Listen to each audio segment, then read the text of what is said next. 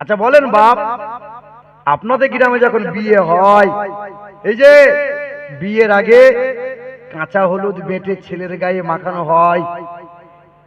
আচ্ছা বলেন, ওই কাঁচা হলুদটা মা মাখিয়ে দেয় না নিজে নিজে মেখে নেয়? কারা মাখায়? কারা মাখায় বলেন? ভাবিরা।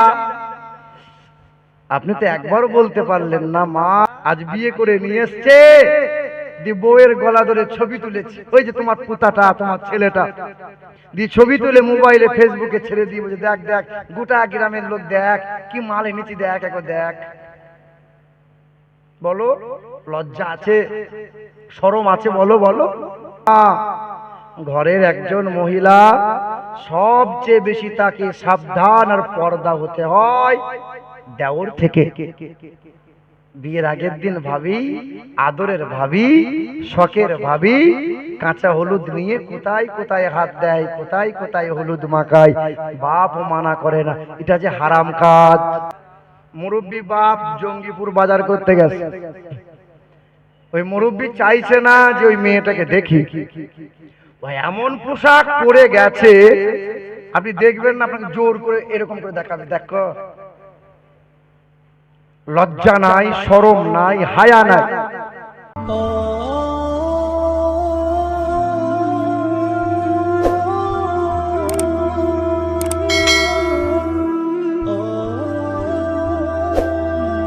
দেখো একদিন তোমার ইজ্জতকে আল্লাহ বাড়িয়ে দেবে।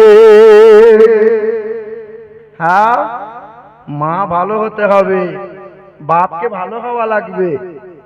দিন রাত মা হিন্দি গান শুনছে, পেটে বাচ্চা আছে, আর স্বামীর হাতটা ধরে বলছে আমাদের যদি ছেলে হয় না নাম রাখবো হযরত আলী, যে সাইদাপুরে ভর্তি করব, যে আমার ছেলেকে বড় হুজুর বানাবো।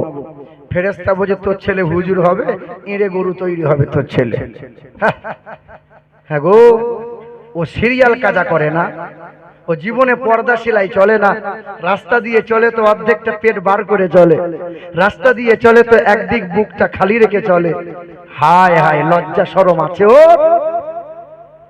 বড় হিজাব পরনেওয়ালা না, বড় বোরখা পরো, বড় হিজাব পরলে জান্নাত নাই, বড় বোরখা পরলে জান্নাত নাই। যে মহিলা স্বামীর কথা মতো চলে না, যে মহিলা স্বামীকে তুইতুকারি করে, যে মহিলা স্বামীকে কষ্ট দেয়, ওই মহিলার জন্য জান্নাত নাই। আল্লাহর নবী আমার বলেন ওয়াল মারআতু ইযা সাল্লাত খামসাহা ওয়া সামাত সাহরাহা ওয়া হাসানাত ফারজাহা ওয়া আতাআত যাওজাহা ফালতাদখুল মিন আইয়ি আবওয়াবিল জান্নাতি শাআত। চার গুণ ভালো যার, জান্নাতের 8 দরজা খোলা। মা তোমার শোনো মা, একটা গুণ করো, 5 ওয়াক্ত নামাজ পড়ো, রমজান মাসে রোজা রাখো, স্বামীকে তুইতুকারি করবে না, আঙুল তুলে কথা বলবে না, চোখ রাঙিয়ে কথা বলবে না, গাল মন্দ করবে না, মানে স্বামীর সেবা করো। 4 নম্বর হলো মা বেগায়া বেপরদাই রাস্তাঘাটে পা বাড়াইও না। 4টে গুণ ভালো করে নাও। আল্লাহ রাসূল বলেন জান্নাতের 8টা দরজা তোমার জন্য খোলা থাকবে, বলে সুবহানাল্লাহ। বাপ ও সোনার চাঁদ বন্ধুরা আমার, সুধী মানুষেরা, আব্বা জান ভাই জানেরা, সুন্দরের চাইতেও সুন্দর যিনি বলেন তো আমার আপনার পিয়ারা নবী হাবিবে কিবরিয়া জনাবে মুহাম্মদ রাসূলুল্লাহ। বারবার একটা ঘটনা বলতে মনে হয়, এই যে মালদা ডিস্ট্রিক্ট আছে, ওই ডিস্ট্রিক্টের আন্ডারে একটা থানা আছে, থানাটার নাম হলো পুকুরিয়া। ওই পুকুরিয়া থানার আন্ডারে, গ্রামের নামটা বলছি না, ছেলের নাম হলো রমেশ ব্যানার্জি, 26 বছর বয়স, ডবল এমএ কমপ্লিট করেছে। ওই ছেলেটা আমার রাসূলুল্লাহকে কোন জানি কবে মোহাব্বত করে নিয়েছে। হঠাৎ আমাকে ফোন দেয়, আমাকে বলে হুজুর আপনার নাম কি? আমিরুল ইসলাম। জি হ্যাঁ। আপনি কি চতুর্বেদী? বলে বাপ লোকে বলে। আপনার বাড়ি কি বর্ধমান? জি হ্যাঁ। আপনার ওয়াজগুলো শুনি আমি, তবে আমি ব্রাহ্মণের ছেলে, ব্রাহ্মণ, গলায় পইতে নিয়েছি, আমি পূজা অর্চনা করে, তবে আপনার ওয়াজগুলো বড় ভালো লাগে, আপনার সাথে আমার মোলাকাত করা চাই। আল্লাহ পাকের দরবারে সেই দিন দোয়া করলাম, ও দয়ার মালিক আল্লাহ, ওয়াজ মুসলমানরা শোনে, হাজার হাজার মুসলমানরা শোনে, রাত দিন মিলাদ মাহফিল হয়, মুসলমানরা যে পরিমাণে ওয়াজ শোনে, ওয়াজগুলো মুসলমানরা যদি কলিজায় গেঁথে নিত, একজন আল্লাহর ওলি হয়ে যেত। ও দয়ার মালিক আল্লাহ, আজ বামুনের ছেলেটা ওয়াজ শুনেছে, আল্লাহ পাক তুমি তারে হিদায়াত দান করে দাও। আচ্ছা, ওয়াজ তো গরু ছাগলের সামনে হয়, ওয়াজ কাদের সামনে হয়? মানুষের সামনে, ঠিক কিনা বলে?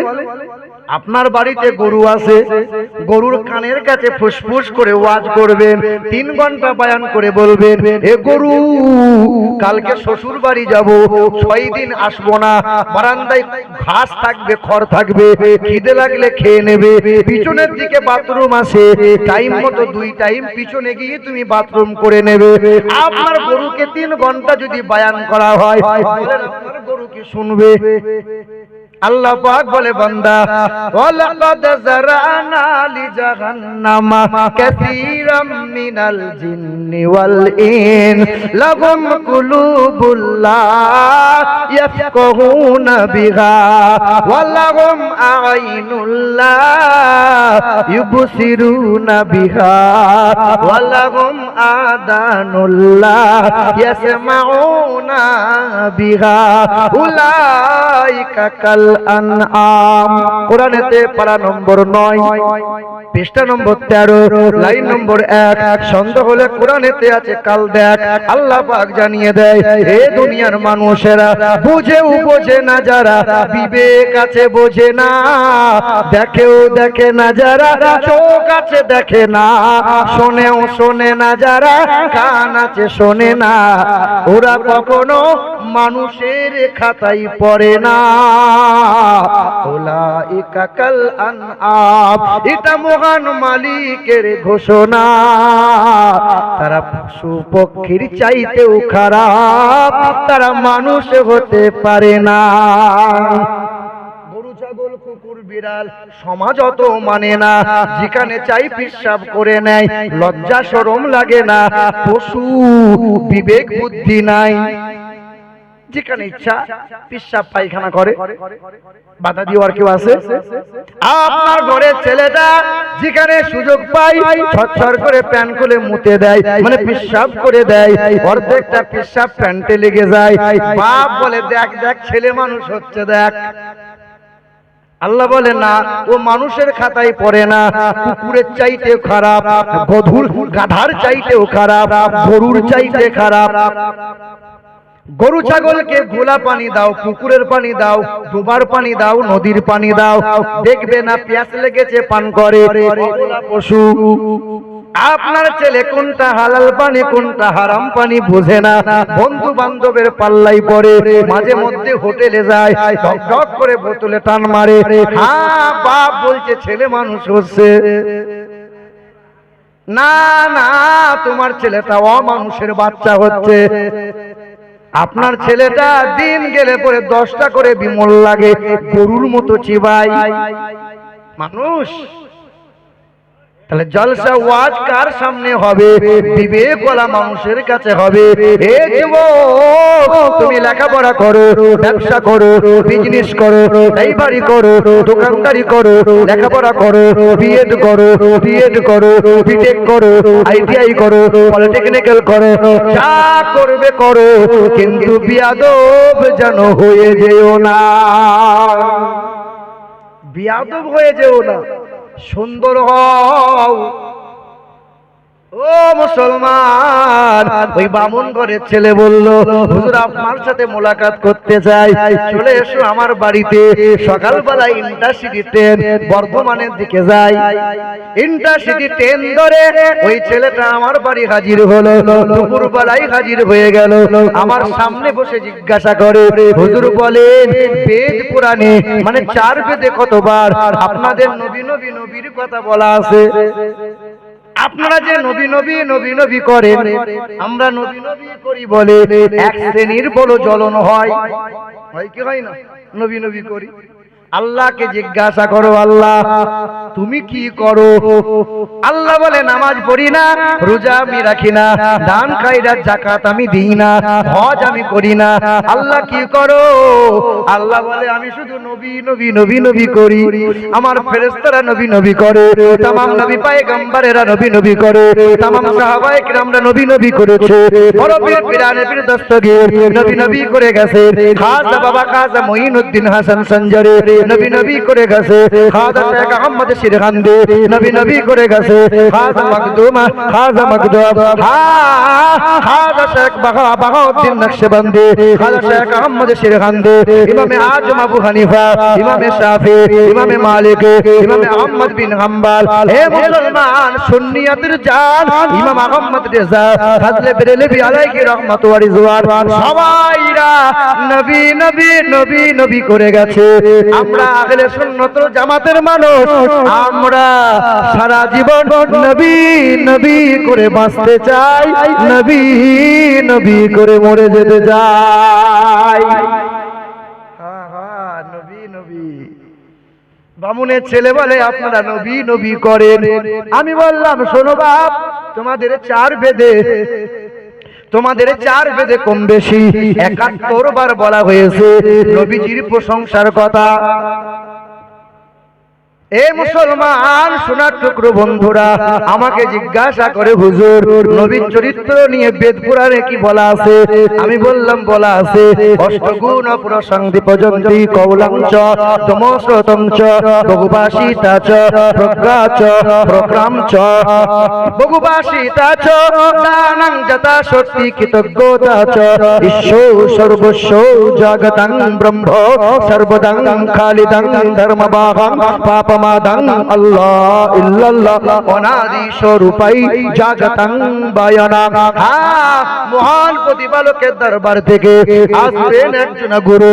তিনি একটা ধর্মের শুধু গুরু হবেন না, তিনি হবেন জগৎ গুরু, কল্যাণকর্তা।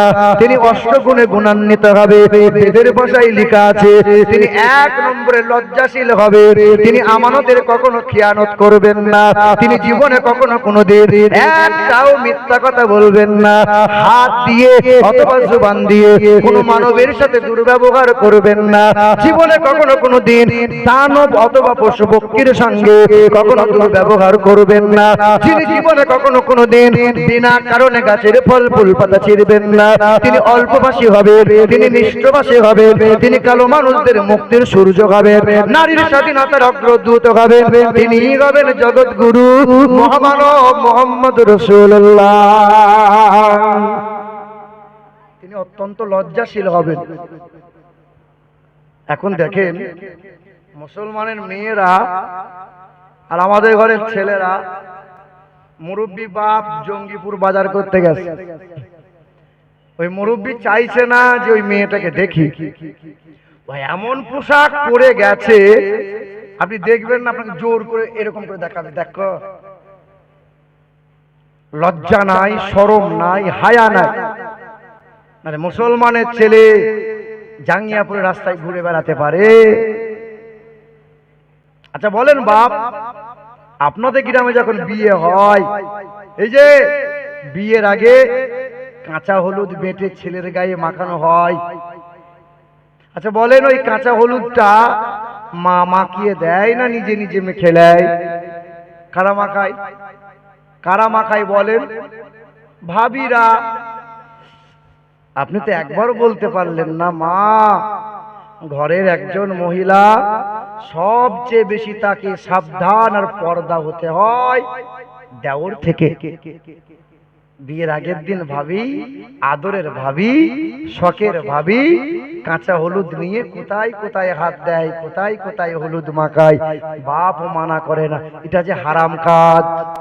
এটা তো হুজুর বললো না, কে বলবে?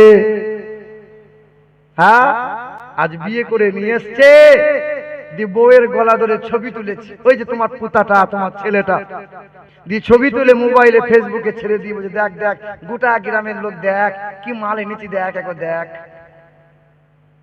বলো লজ্জা আছে, শরম আছে? বলো বলো।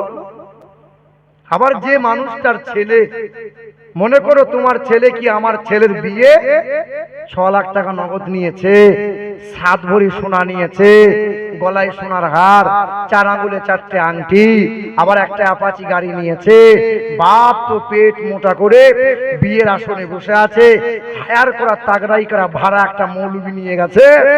মৌলবি সাহেব এমন করে দোয়া করবেন যেন ফুরুত করে পার হয়ে যায়। মৌলবি সাহেব বলছে, হুজুর আপনি বাপ আপনি চিন্তা করিয়েন না, এমন করে ঠুকে দেবো না আমি, কোনো জায়গায় আপনি আটকাবেন না, কারণ তাগড়াই মৌলানা যে, হ্যাঁ মানে বেশি মাল নেবে মৌলানা। মৌলানার মনে মনে ধারণা পাটি ভালো, মাল দেবে ভালো, এমন করে দোয়া করে রব্বানা, চোখ দিয়ে পানি কিন্তু গড়ায় না, মাঝে মধ্যে থুতু লাগায়। রব্বানা, ছেলের বাপ যেন কোনো রকম আটকে যায় না।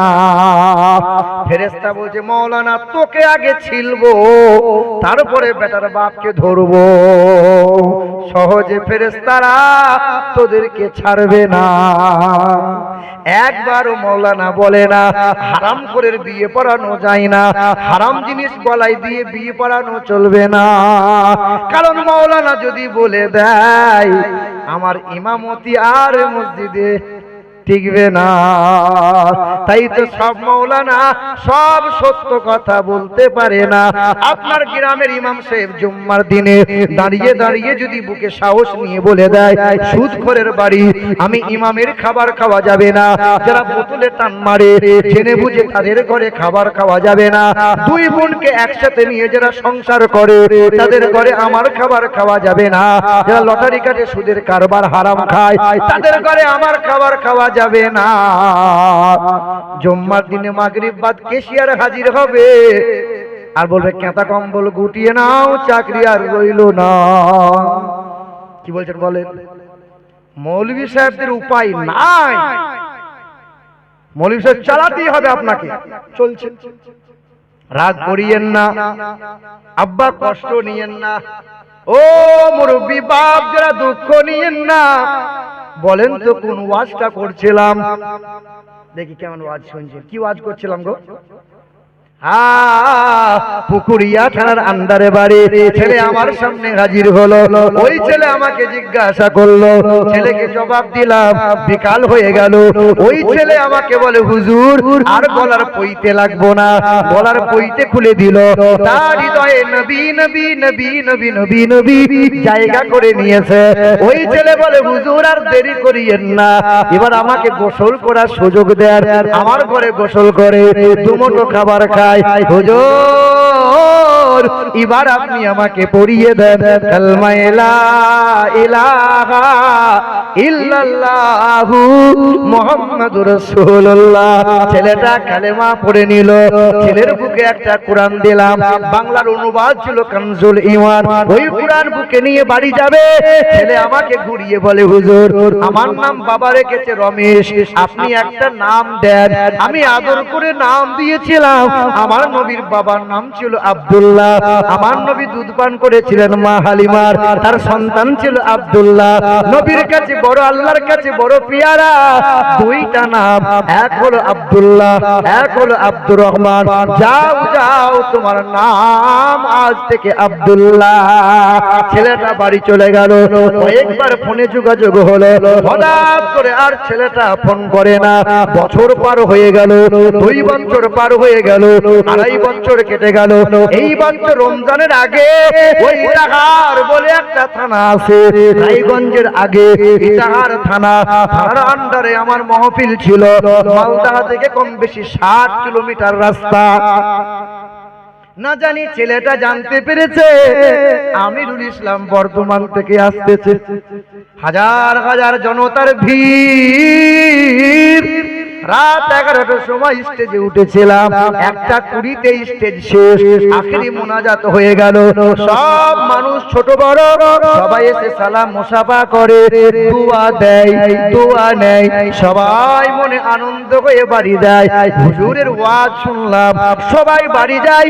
উঁচু জায়গায় স্টেজে বসে বারবার নজর পড়ে যায়, মাথায় টুপি আছে, কুচকুচে কালে দাঁড়িয়ে আছে একটা নওজোয়ান যুবক ছেলে। তার সাধারণ রঙের পাঞ্জাবি পরা ছেলেটা দাঁড়িয়ে ফুঁপিয়ে ফুঁপিয়ে কান্না করে। আমার মনে বড় ইচ্ছা জেগে গেল, ছেলেটা কান্না করে কেন, কি এমন কষ্ট হলো, কি এমন মুসিবতে পড়লো। সবাই ধীরে ধীরে যখন বাড়ি চলে গেল, কেউ তার দিকে তাকিয়ে দেখে না। স্টেজ থেকে নেমে গেলাম, ছেলের দিকে 2 কদম আগিয়ে গেলাম, গায়ে হাত দিয়ে বললাম, বাবু কি হয়েছে বলো। ছেলে কান্না করে বলে, হুজুর কোনো মুসিবত নাই, এমন কোনো পেরেশানি নাই, তবে বাবা থাকতে বাবা নাই, মা থাকতে মা নাই, জমি জায়গা বাড়ি ঘর থাকতে আজ বাড়ি ঘর নাই, কি হয়েছে বল। হুজুর আপনি কি আমাকে চিনতে পারেন না, আপনি আমাকে ভুলে গেলেন। আমি বললাম, বাড়ি কোথায়, কি নাম বলো। ছেলেটা বুকে এসে জড়িয়ে ধরে কাঁদে আর বলে, আপনি কি আমাকে চেনেন না, কাল মাথায় টুপি ছিল না, আজ মাথায় টুপি আছে, কাল আমার গালে দাড়ি ছিল না, আজ আমার গালে দাড়ি আছে, কাল সুন্নতি পোশাক ছিল না, আজ সুন্নতি পোশাক আছে। আপনি আমার বুকে কোরআনটা ধরিয়েছিলেন, আপনি আমার নামটা দিয়েছিলেন আব্দুল্লাহ। আমি বললাম, কেন কাঁদছো বলো, চেহারা এমন কেন রোগা পাতলা হয়ে গেল, দেখে আর চেনা যায় না।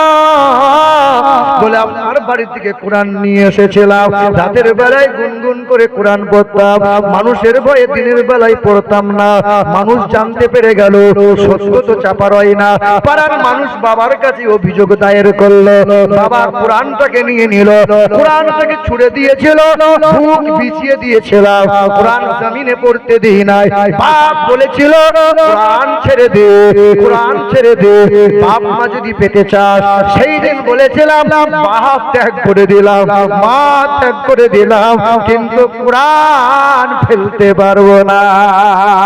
হুজুর দোয়া করেন, দোয়া করেন, আমি বড় অসহায়। ঘর থেকে সেই দিন তেজ্যপুত্র হয়ে গেলাম।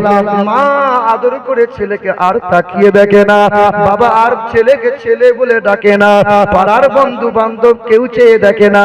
3 কিলোমিটার দূরে রোডের পাশে তিরপলটা নিয়ে একটা নদীর ধারে তালপাতার ছাউনি দিয়ে ঘর বানাইলাম। রাত ভর কোরআন পড়ে নবীজির শানে দরুদ পড়ে, একটাই মনে বড় যাতনা, একটাই মনে বড় বাসনা, একবার দয়ার নবী মায়ার নবীকে স্বপ্নে যদি একবার আমি দেখতে পাই, আমার মনে আর কোনো দুঃখ থাকবে না।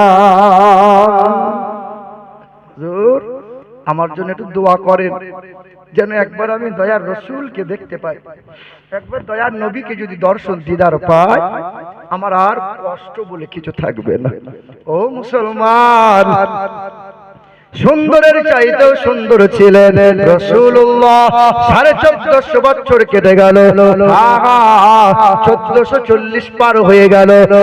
আজ কোন মুনাফিকের বাচ্চা যদি বলে রাসূলুল্লাহর শানে অপবাদ দেয়, আজ আশিক রাসূল যারা কলিজা দেবে, কিন্তু রাসূলুল্লাহর ইজ্জত ছোট করতে দেবে না। ভারত পাকিস্তান যখন এক ছিল, সালটা ছিল 1918 সাল, 28 সাল। 1928 সালের অক্টোবরের 31 তারিখ ছিল। ভারত পাকিস্তান বাংলাদেশ এক ছিল। ইলমুদ্দিন বলে একটা নওজোয়ান যুবক, 19 বছর বয়স ছিল। সেই সময় রাজপাল বলে একটা বেঈমান নবীর চরিত্র নিয়ে বই লিখেছিল। বইটার নাম দিয়েছিল রঙ্গিলা রসুল। রঙ্গিলা রসুল, ওই নবীর ওই রাসূলুল্লাহর শানে বিয়াদবি নামক কথা বলেছিল, যে নবী মুহাম্মদ চরিত্রহীন, নবী মুহাম্মদ লম্পট, এরকম বাজে বাজে মন্তব্য করেছিল। বইটা বড় ভাইরাল, বেঈমানরা খুব খুশি হলো। বইটা বাজারে বিক্রি হয়। 19 বছরের নওজোয়ান যুবক, 19 বছর বয়স, ভালো করে দাড়ি তেমন ফোটে নাই, মোজগুলো তেমন করে বার হয় নাই। ছেলেটা 5 ওয়াক্ত নামাজ পড়ে, তাহাজ্জুদের নামাজ পড়ে, সকালে আর সন্ধ্যায় শতবার নবীজির মহব্বতে দরুদ পড়ে। ছেলেটা বাজারে গিয়েছিল। সবাই যখন